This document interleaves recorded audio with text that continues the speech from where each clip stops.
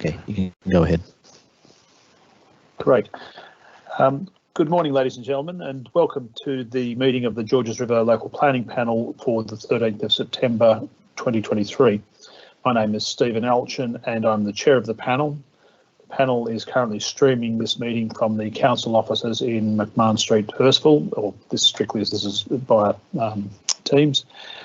The other members who make up the panel today are John Brockhoff, who is an expert panel member, Anthony Hudson, who's the other expert panel member, and Jenny Simpson, who is the community representative on the panel. We, the panel, have been appointed by the Minister for Planning to determine specified development applications, including the development application that's on the agenda today, in accordance with the requirements of the Environmental Planning and Assessment Act.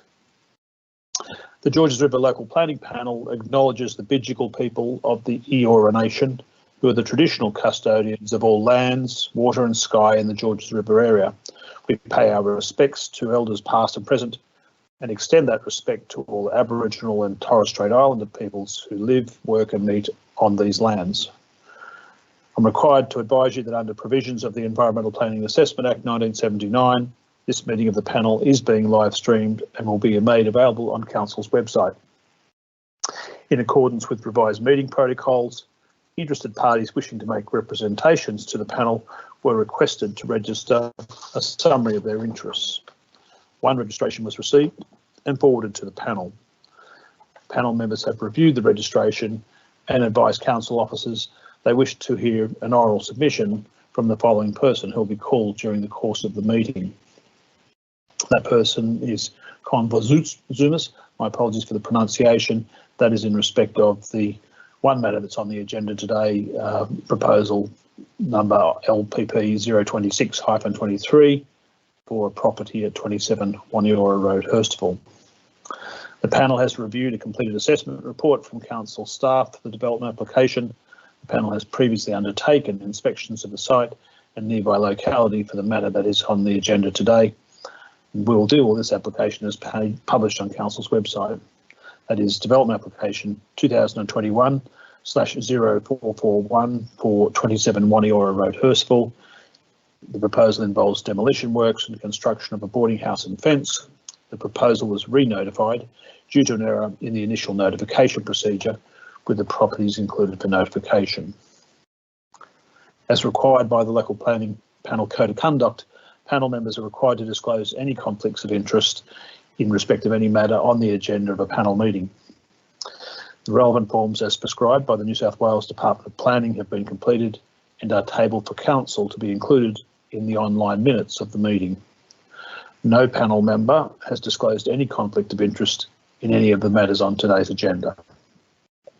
In terms of the meeting process, as we progress through the meeting, only the person who has registered to speak will verbally be able to make representations to the panel. Each person who has registered to speak is required to limit, or requested rather, to limit their presentation to 3 minutes. I would ask the person invited to speak to the panel via Teams that they speak clearly and at a volume that will project into the speakers to assist those viewing the live streaming to hear clearly what is being said.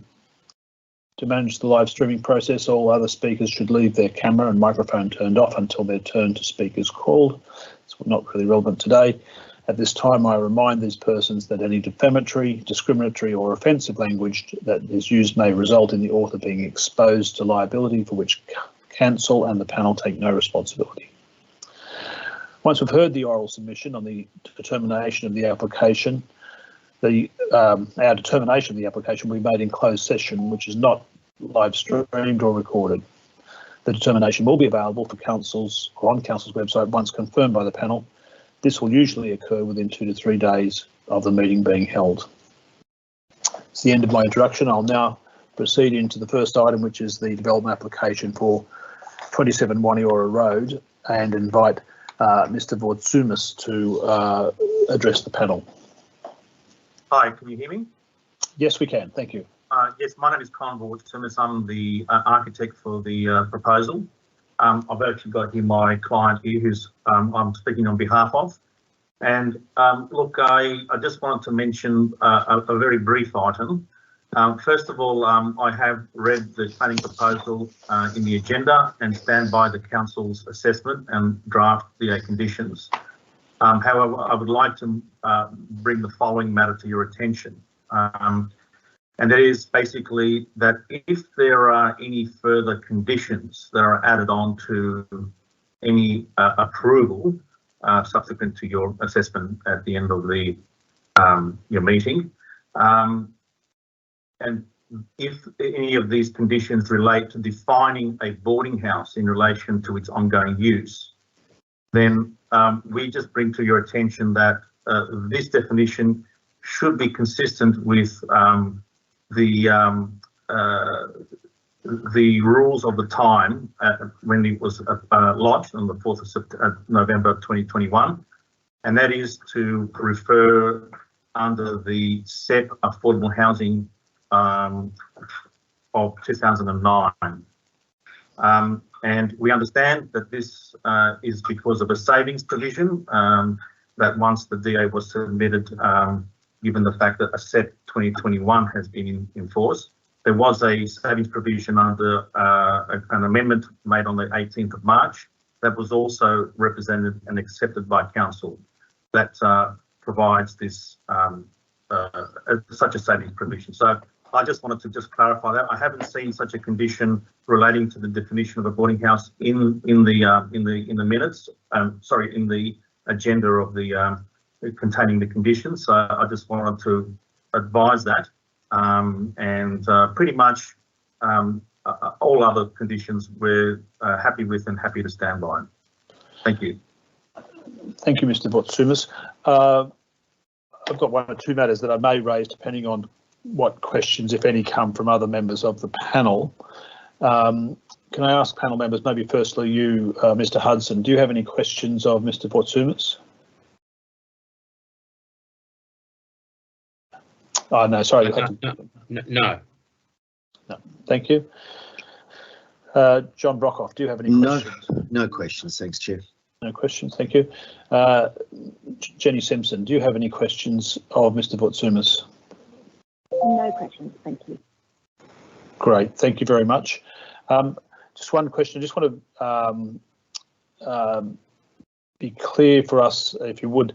Can you just clarify what agreements you've reached with the owners of the property that's the subject of the easement, just so that we can be comfortable that those issues that were flagged in our decision back in April, that they're now that there's a proposal to deal with those issues, I suppose. Yes, look, subsequent to that meeting and planning panel meeting and recommendations, we have communicated the recommendations to my client. He has approached the neighbour, and yes, there were a little bit of toings and froings, and there was some discussions with solicitors, but at the end we have tabled to council an agreement written on behalf of the neighbour's solicitor that he gives access to allow maintenance or rectification of the, or whatever works need to be done within that easement. That's my understanding, and that was tabled to the planning officer, and I think it's mentioned in item, I think in one of the items in the agenda, which was on the 25th of August. So we have established, obviously, that there is an easement that was there since 1972. There is currently a pipe there, and we now understand we have agreement from that neighbour to provide access. Thank you for that. That's helpful. On that basis, then, if there are no other questions from other panel members, no, Mr. Hudson. Could you tell me, have you come to, do you know if they've actually come to an agreement by way of a deed, or is it just an exchange of emails, or like how formal is that agreement? Well, my understanding that through my discussion with the solicitor that acted on behalf of my client, that there was a provision in the original easement for provide access.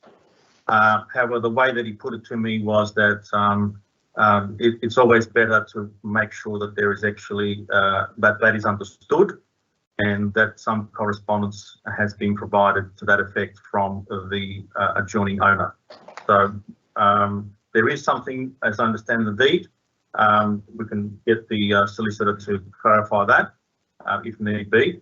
But it was purely a matter of actually obtaining a letter, and that was done through the correspondence from their solicitor. Thank you. That's all. Good. Well, thank you, Mr. Butsumis and your client. Thank you very much for your contributions. Thank you also to the other parties or members of the public who have listened in on this meeting. I will now close this part of the meeting, and we will go into a closed session dealing with our determination of the application. So thank you very much, everyone, for your time. Thank you. Thank you. Cheers.